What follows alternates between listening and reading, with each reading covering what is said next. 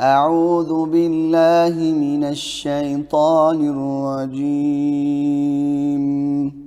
بسم الله الرحمن الرحيم. إذا السماء فطرت، وإذا الكواكب انتثرت، وإذا البحار فجرت، وإذا القبور بعثرت، علمت نفس ما قدمت وأخرت. يا أيها الإنسان ما غرك بربك الكريم الذي خلقك فسواك فعدلك في أي صورة ما شاء ركبك.